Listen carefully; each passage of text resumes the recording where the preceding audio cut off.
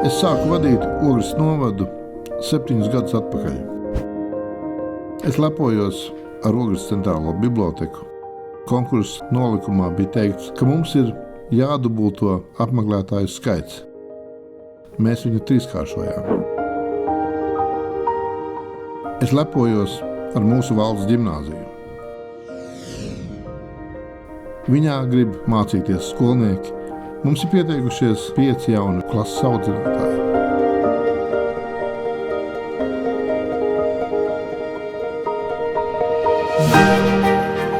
Mums ir brīnišķīga arēna, kurā mēs varam nodarboties ar sportu, un šeit var dzimt jaunas leģendas.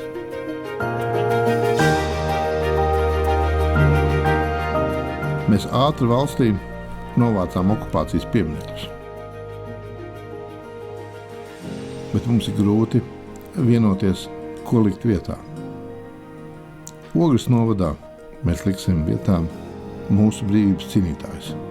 Mangerskis, Janums, Rubens, Astra. Mums ir svarīgi, kad mēs balstam savu nākotni uz vērtībām. Neatkarības laukumā būs Staburaks 2 daļās. Kāpēc 2? Tāpēc, ka bijusi ir okupācija.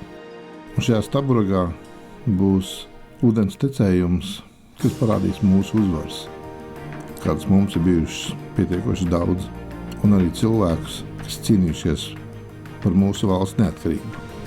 Tāpēc arī nosaukums Neatkarības laukums.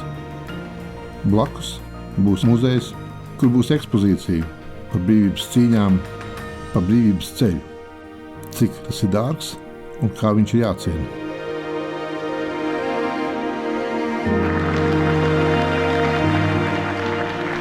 Mūsos ir pretošanās gēns okupāciju varām, un to mēs mēģināsim parādīt mūsu neatkarības laukumā un mūsu jaunajā muzejā. Mēs Ogres sirdī ieliksim vērtības, kas mums atgādinās par brīvības cīņām.